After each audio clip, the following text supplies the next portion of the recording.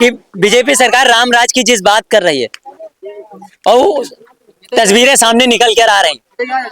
रामराज की तो राम जी ने उन्हें हराया तो है। अयोध्या में कैसी उनकी हार हुई है।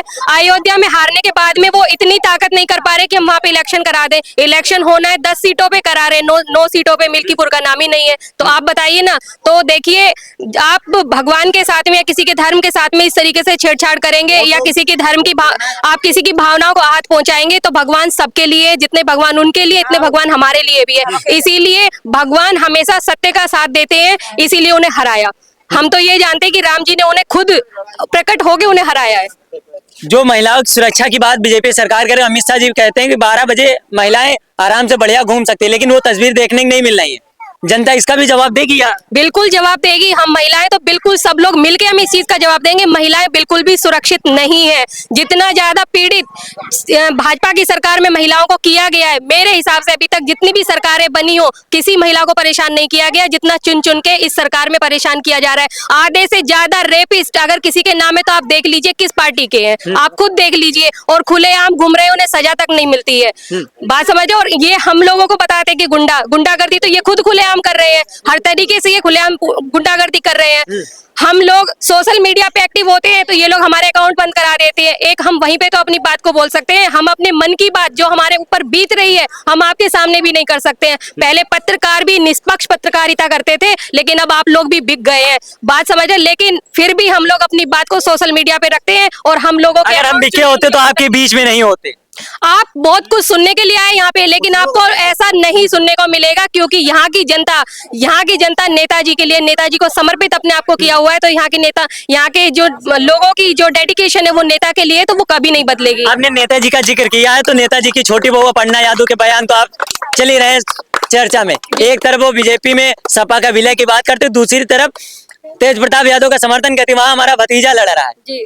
तो ये कैसी राजनीति कर रही है? देखिए, हो सकता है कि वो उन्हें भी उपाध्यक्ष बनाया गया है, हो सकता है और बड़े पद के लिए वो इस तरीके की बातें कर रही हो। समाजवादी पार्टी राष्ट्र पार्टी है, तीसरे नंबर की पार्टी है, तो वो भाजपा में कैसे विलय हो सकती है? वो इस तरीके की बयानबाजी क्यों कर रही है वो हमें नहीं पता। लेकिन एक तरफ वो कह रही है कि नहीं हमारा भतीजा लड़ रहा है, तो कहीं ना कहीं उनके दिल में भी तो एक सॉफ्ट कॉर्नर है ना समाजवादी परिवार के लिए, समाजवादी पार्टी के लिए। लेकिन अगर वो ये सोचे कि जब सरकार बने तो इधर आ जाए, तो ऐसा मेरे हिसाब से तो नहीं होगा जिस तरीके की वो बयानबाजी कर रही है। तो मैं यही कहूंगी, अगर हम कोई भी बयान देते हैं, आप इतनी बड़ी नेता हैं, अपने आप को बड़ी नेता कहती हैं, तो सोच समझ के आपको बयानबाजी करनी चाहिए। परिवारवाद का आपने जिक्र किया, परिवार का, तो परिवारवाद का जो बीजेपी लगातार आरोप लगाती थी समाजवादी पार्टी पर, अब परिवार से ही बीजेपी ने प्रत्याशी दिया। क्या बीजेपी के पास कैंडिडेट नहीं था? बिल्कुल नहीं था, तभी तो इन्होंने नामांकन से एक दिन पहले प्रत्याशी उतारा।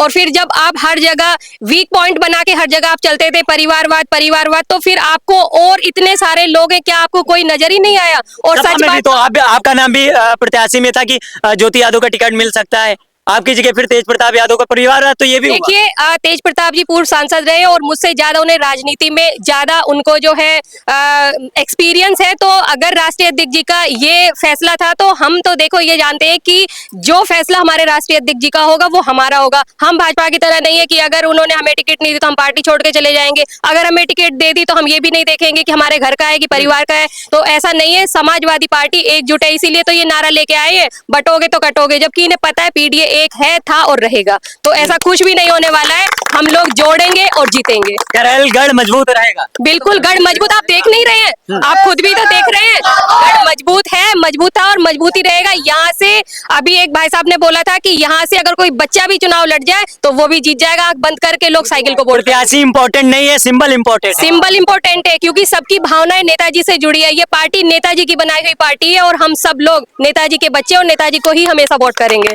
अयोध्या राम मंदिर में बलात्कार हुआ, आप बताइए, जहाँ पे वो लोग हमेशा इलेक्शन के टाइम पे राम मंदिर कर रहे थे, वहाँ पे भी जो है बच्ची को नहीं छोड़ा गया। अभी फिर से अयोध्या में कल फिर एक शायद रेप हुआ है। तो आप बताइए कहाँ पे महिलाएं सुरक्षित है, कहाँ पे महिलाएं सुरक्षित है? हाथरस में लड़की का बलात्कार हुआ, उसका बिना माँ बाप के परमिशन के शासन प्रशासन ने मिलके उसको जला दिया गया, उसको कौन भूल जाएगा? मणिपुर का कौन भूल जाएगा? जब किसी महिला कांग्रेस और सपा वाले करवाते हैं, बीजेपी लगातार आरोप लगाती है। कांग्रेस करवाया कोई करवाए, हम ये जानते हैं केंद्र में आप बैठे हैं, हम लोग आपसे गुहार लगा रहे हैं। प्रधानमंत्री जी लगातार 3 बार से प्रधानमंत्री बन रहे हैं और वो भाजपा के हैं, तो आप बताइए हम किससे कहेंगे। उधर महिलाओं को जिस तरीके से दौड़ाया गया था ना, वो हर एक महिला की आंखें, वीडियो नहीं देख पाई थी महिलाएं, तो वो मणिपुर का किस्सा हम कैसे भूल जाएंगे। हर आदमी भरा बैठा है, खासकर महिलाएं जानती है किस तरीके से वो अपने आप को और अपनी बच्चियों को, या 16 कहते हैं 18 साल एक उम्र होती है बिटियाओं की, बच्चियों की जब 12, 13, 14 साल होती है ना, तब भी टेंशन होने लगती है कि लड़की की हमें शादी करनी है। ये माहौल आ गया मैं है। आपकी बात करता हूँ, क्या कह रही हैं आप? हम जो कह रहे हैं मोदी जी ने करेजा भद्दो इंसान। हाँ हाँ तो फिर अब की वोट हैं? मोदी जी के पास नहीं? अब क्या करिए जाए कि बेर बेर हाँ, इससे पहले मोदी जी का दिए थे फिर। भैया दे थे तब दे थे कि अब थोड़ा नहीं रोज रोज दिए एक दाबी नहीं देख लो तो। हाँ। हाँ 15 लाख के लालच में। काय को लालच तो हाँ। भैया एक दान जगह इन्हें देख लो बिना देख लो बिना बिना देख लो बिना फिर देखिए। हाँ। हाँ फिर लौट चलो अखिलेश की ओर। और का हाँ। नहीं कबाते है। हाँ क्या कह रहे हैं बताइए? कह रहे सही कह रहे क्या जो बताइए, क्या कह रहे हैं? छीन ले तो बोल हाँ बताइए। मोदी को नहीं पड़ेगा मोदी कोटे ना मिली। हाँ हाँ। कछु कोठा कोठा नहीं मान लो कोठा दाई लड़के साइकिल नहीं दाई पैसा दाई मदाल से साइकिल दाई लड़के 25,000। बहुत सारे लोग बात कर रहे हैं, बुजुर्ग, महिलाएं और युवाओं की बात करें तो युवा सबसे ज्यादा परेशान है, क्योंकि 18 साल 20 साल पढ़ाई करने के बाद जब नौकरी नहीं मिलेगी वो करेगा क्या? क्योंकि जो आत्महत्या की भी आंकड़ों की बात करते हैं ना, युवा सबसे ज्यादा इस समय उत्तर प्रदेश में करा। डबल इंजन की सरकार है, विकास की बात करे, नौकरी की बात करे और किसान की बात करे, लेकिन जमीन पर कुछ और तस्वीरें देखने को मिलती है। जहां पर जाओ, जिससे बात करो, लगातार परेशानी, अपनी समस्या बताता है। और लेकिन सरकार बड़े बड़े मंचों पर वादे पे वादे पे वादे किए जाते हैं। अब क्या होगा, जनता जवाब चुनाव में देगी, क्योंकि उपचुनाव 9 सीटों पर होना था, डेट बदल गई है। अभी बयानबाजी भी जारी है, बटोगे कटोगे जुड़ेंगे जीतेंगे, और सरकार को हार का डर। पहले मिल्कीपुर चुनाव रोका गया, अब डेट बदल गई उपचुनाव की। अब क्या होगा, 20 तारीख को जब वोट होंगी और 23 तारीख को रिजल्ट आएगा, जनता किसका साथ देगी? क्या गढ़ मजबूत करैल का रहेगा या फिर बाकी और 9 सीटों पर है, वहां पर भाजपा का क्या रहेगा, और कितनी सीटें इंडिया गठबंधन जीत पाता है और कितनी समाजवादी पार्टी के साथ और जो बीजेपी सरकार में वो जीत पाएगी, ये तो आने वाला समय बता देगा। और मिलेंगे, लोगों से बात करेंगे, जानेंगे क्या माहौल है करैल में, खासकर करैल की जनता से इस समय बात हो रही। मिलेंगे नए वीडियो में नए मुद्दे के साथ, तब तक के लिए जुड़े रहिए हमारे साथ।